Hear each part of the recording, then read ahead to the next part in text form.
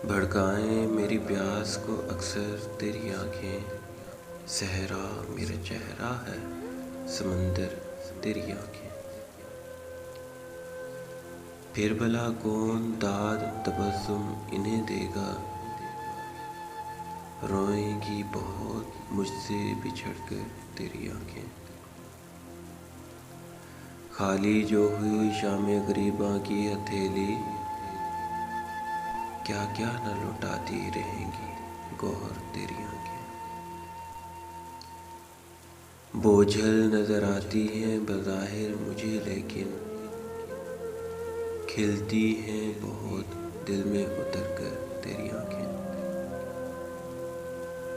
अब तक मेरी यादों से मिटाए नहीं मिटता, भीगी हुई एक शाम का मंजर तेरी आँखें। मुमकिन हो तो एक ताज़ा गज़ल और भी कह दूँ, फिर ओढ़ न लें ख्वाब की चादर तेरी आँखें। मैं संगे सिर्फ एक ही रास्ते में खड़ा हूँ, शायद मुझे देखेंगी पलट कर तेरी आँखें।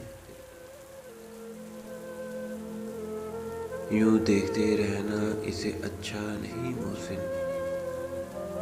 वो कांच का बेकर है तो पत्थर तेरी आँखें।